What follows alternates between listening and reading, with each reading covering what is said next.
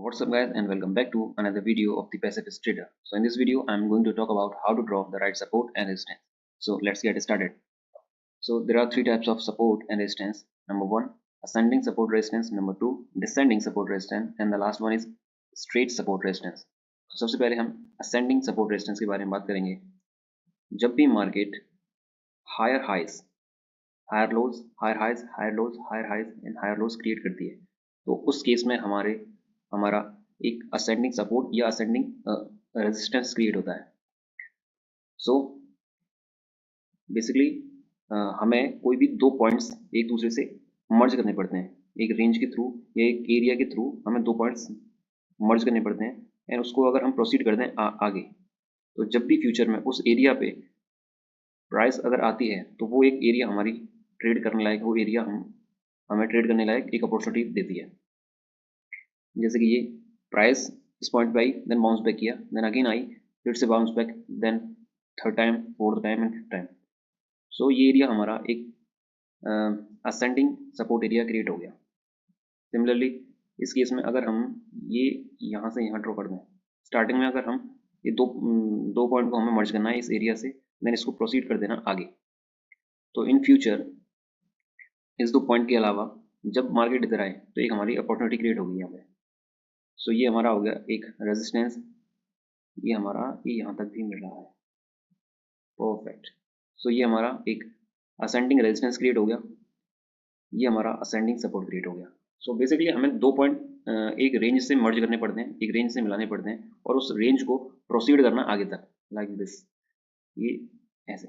तो जब भी इस रेंज पे प्राइस आती है तो वो हमारी एक ट्रेडिंग अपॉर्चुनिटी लेके आती है. ओके, आई होप समझ में आ गया होगा आपको. सिमिलरली डिसेंडिंग सपोर्ट रेजिस्टेंस में भी यही वर्क होता है. जैसे मार्केट हमारा डाउन ट्रेंड में होता है, like this, higher lows, lower highs and lower lows, lower highs, lower lows. जब क्रिएट कैसे करता है, मार्केट नीचे जाता है तो हमारा एक डिसेंडिंग सपोर्ट जोन और डिसेंडिंग रेजिस्टेंस जोन क्रिएट होता है. जैसे ये प्राइस आई, then bounce back, then again आई इस जोन पे, तो ये दो बार हमारा टच हो गया, point number 1 and point number 2, और इस रेंज को आगे प्रोसीड कर देना हमें. तो इन फ्यूचर जब भी इस रेंज पे प्राइस अगर आती है, वो हमारी ट्रेड अपॉर्चुनिटी लेके आती है, देन वो परफेक्ट. ऐसे ही हमें एक अपॉर्चुनिटी यहाँ मिलती है, लाइक दिस. तो याद रखिए, कोई भी जब भी हमें अगर सपोर्ट रेजिस्टेंस क्रिएट करना है तो एक लाइन में नहीं होते, पूरा एक वो रेंज होता है. ओके, लाइक दिस, ये एक पूरी रेंज है. अगर इसको मैं लाइन कर देता हूँ, मान के चलिए, जैसे यहाँ से मैं इसको कर देता हूँ. ठीक है, अब ये एरिया नहीं मिला तो कन्फ्यूज़न क्रिएट हो जाएगी, ये एरिया नहीं मिला तो कन्फ्यूज़न क्रिएट हो जाएगी. और अगर इसमें मैं एक जोन क्रिएट कर देता हूँ तो हमें एक परफेक्ट एग्जांपल मिल जाएगा. ये सारे एरियाज कवर हो जाएंगे इसमें. ओके, सारे एरियाज कवर हो जाएंगे. सो प्राइस एक बार आई, then bounce back, then again bounce back, then यहाँ पे एक दो तीन बार बाउंस बैक हो गई, तो हमें पता पड़ गया कि ये एरिया हमारा सपोर्ट एरिया है, डिसेंडिंग सपोर्ट एरिया है. तो इन फ्यूचर इस जोन को हम आगे प्रोसीड कर देंगे और वेट करेंगे प्राइस को इस जोन पे आने का. जब भी प्राइस इस जोन पे आएगी हम एक एंट्री ले लेंगे, then boom, again, then boom, perfect.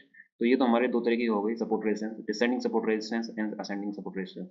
अब हम देखते हैं स्ट्रेट सपोर्ट रेजिस्टेंस. ओके, एक ये रहा, ये परफेक्ट एग्जांपल है. यहाँ पे प्राइस एक एरिया में कंसोलिडेट हुई है, इसी एरिया में ये साइडवेज रही है. प्राइस आई, टच हुआ, वापस नीचे, टच हुआ, बाउंस बैक, देन वापस. ओके, और इस एरिया को तोड़ दिया यहाँ पे, और अगेन इस एरिया को, पहले ये रेजिस्टेंस की तरह काम कर रहा था ये एरिया, और अब ये सपोर्ट की तरह काम कर रहा है. तो यहाँ से सपोर्ट लेके देन मूव होगी, देन अगेन सपोर्ट लिया, देन ऊपर चलेगी. अब इस जगह ये फिर अगेन रेजिस्टेंस की तरह वर्क कर रही है. ओके, और इस एरिया को अगर हम पीछे देखें, मे बी आई थिंक ये एक रेजिस्टेंस या सपोर्ट बनना होगा यहाँ पे, बिल्कुल बनना है. देखिए यहाँ पे एक रेजिस्टेंस क्रिएट हो रहा है इसी जोन में, यहाँ बनना है, यहाँ बनना है ना, यहाँ एक डब्ल्यू पैटर्न बना रहा है. सो ये बहुत ईजी है, सपोर्ट एंड रेजिस्टेंस ड्रॉ करना बहुत ईजी है. हमें मेनली बस दो पॉइंट्स को या दो हायर हाइज या हायर लोज को बस मर्ज करना होता है एक जोन से, और उस जो ट्रेंड लाइन को या फिर उस एरिया को प्रोसीड करके फ्यूचर की हमें ट्रेड के लिए वेट करना पड़ता है। ओके, जैसे मेरे को एक यहाँ दिख गया, ये रहा। अब इसका आप नाम कमेंट बताएंगे कि ये कौन सा रेजिस्टेंस है। ओके, और ये कौन सा सपोर्ट है।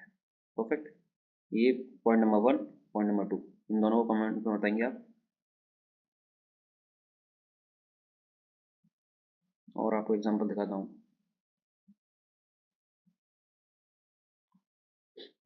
जैसे यहाँ देखिए, ये रहा।